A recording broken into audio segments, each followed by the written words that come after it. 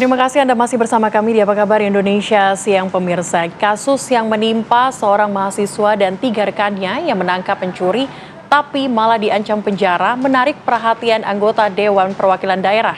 Ya, Senator asal Aceh itu pemirsa mengatakan bahwa kasus tersebut cacat hukum.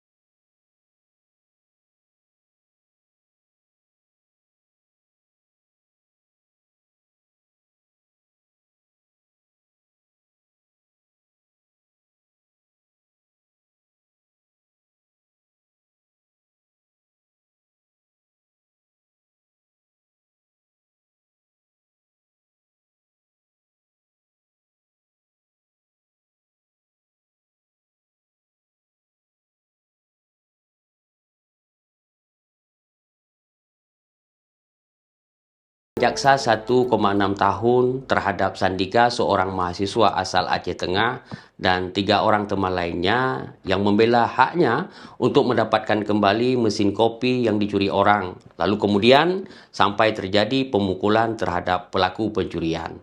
Menurut saya, dengan merujuk kepada Undang-Undang KUHP yang baru, Undang-Undang KUHP nomor 1 tahun 2023 pasal 34 KUHP, yang baru mengatur tentang pembelaan diri dan harta benda.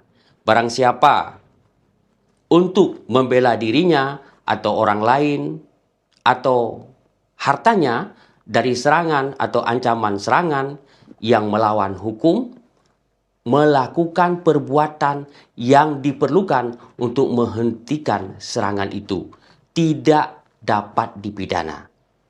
Maka kami selaku anggota Komite 1 DPD RI yang membidangi politik hukum dan keamanan berharap kepada hakim untuk lebih objektif dalam memberikan keputusan. Walau kasus ini mulai berproses pada Agustus tahun 2025. Namun pada tingkat keputusan itu sejatinya berlaku Undang-Undang KUHP yang baru yang mulai efektif 2 Januari tahun.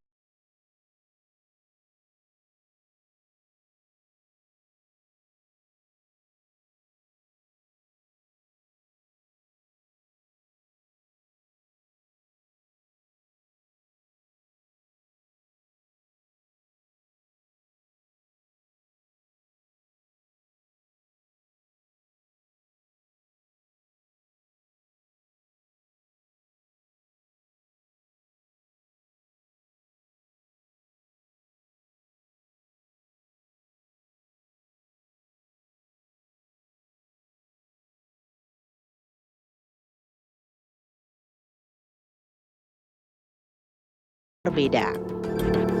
Yang mana dalam fakta persidangan jelas disebutkan bahwa dan dibenarkan juga oleh para terdakwa bahwa korban merupakan seorang anak di bawah umur. Korban juga benar tidak diamankan pada saat itu dalam hal tertangkap tangan, khusus dalam perkara ini.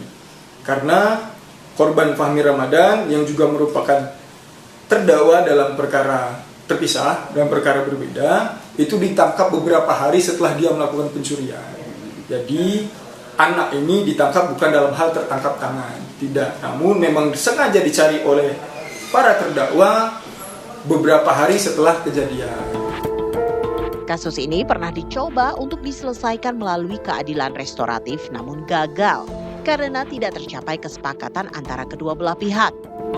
Karena gagal diselesaikan melalui keadilan restoratif, kasus pun dilanjutkan di meja pengadilan. Dari Aceh Tengah Aceh, Haidir Ashar, Rahmat Rizky, TV One mengabarkan.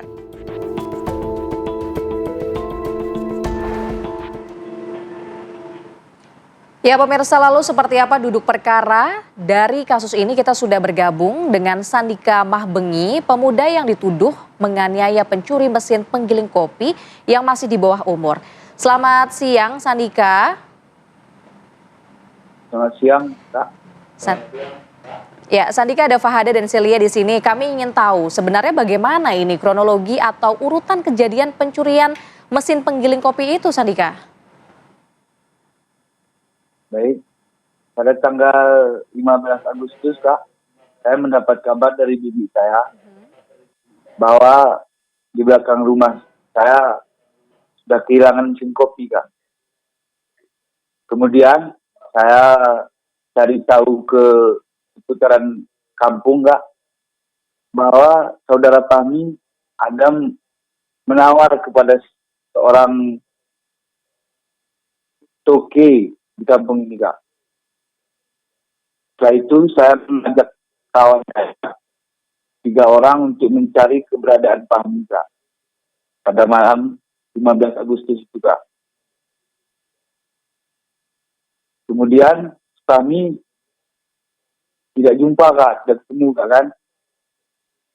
Setelah itu kami pulang ke rumah masing-masing istirahat, Kak, kan, untuk dilakukan besok harinya, Kak.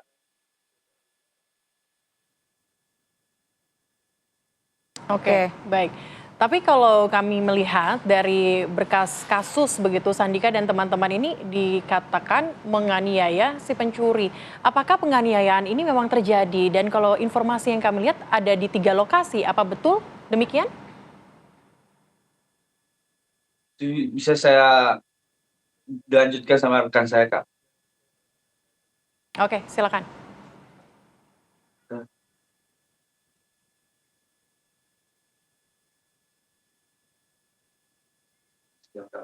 Baik, ini dengan siapa?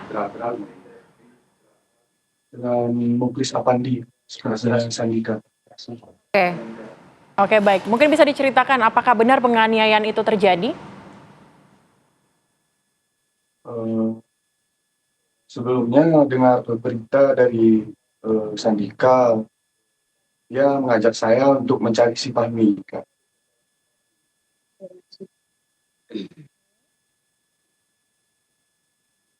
Baik, lalu? Lalu pada saat itu Sandika bilang langsung aja mendekat ke arah SMA 15 untuk melihat-lihat apakah ada si Fahmi di situ. Setelah itu, setelah kami melihat-lihat, nggak ada. Dan disuruh ke arah Tansaril, kampung Tansaril. Kebetulan menuju arah sana, saya dan rekan saya Maulidan bertemu di jalan sama saudara Fahmi.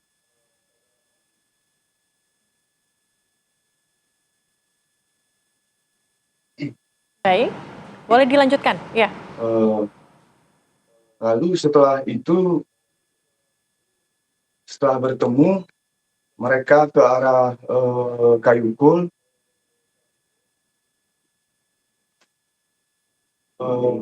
Akhirnya saya ke arah Tansaril, dia ke arah Kayukul.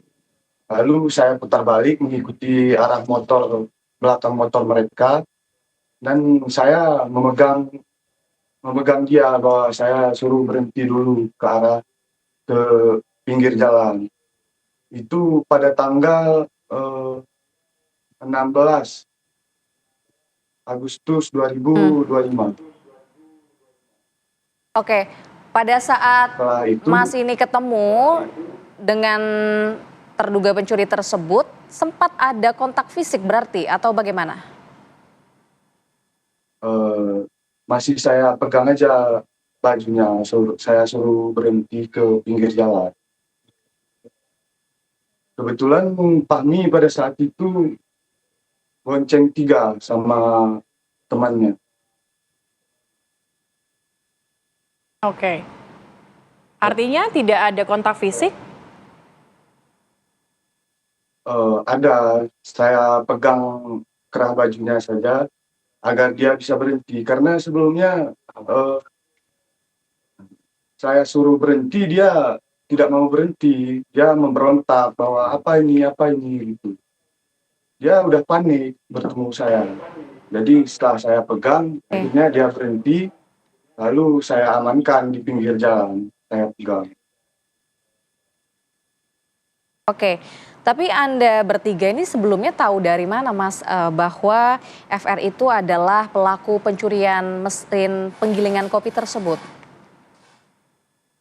Seperti yang dijelaskan si Sandika sebelumnya udah mengumpulkan informasi dari beberapa orang yang pernah berhubungan dengan si FR tersebut. Kebetulan dapat informasi.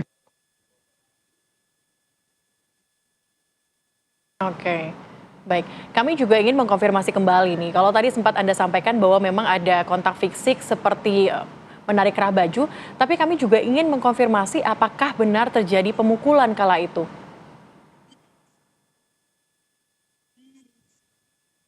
Pada saat itu pas saya memegang dia, mengamankan dia, saya telepon si saudara Sandika, dia menuju ke arah lokasi.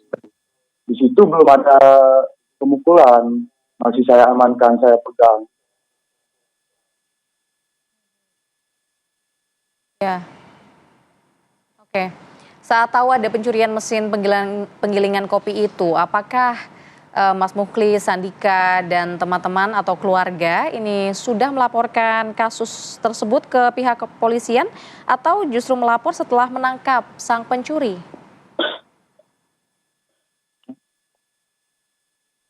Masih ke aparatur desa, nah, belum melapor ke Oke. polisi. Oke, baik. Boleh diberikan ke Ibu Rosmalinda, bibinya Sandika? Baik. Ya, Bu Rosmalinda, kami ingin tahu bagaimana setelah mengetahui bahwa Sandika dan juga teman-temannya ini kemudian dilaporkan, kemudian kasus ini juga berjalan di pengadilan dan juga dihukum 1 tahun 6 bulan penjara.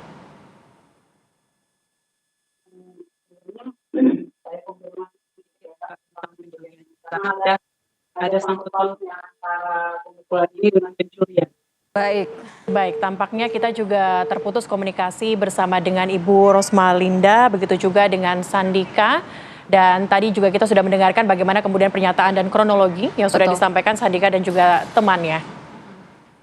Baik, pemirsa, hari ke-10 tim DVI dari Polda Jawa Barat telah mengidentifikasi ini sebanyak 58 kantong jenazah korban longsor Cisarua. Kami akan update informasinya untuk Anda, namun usai jeda pariwara berikut ini.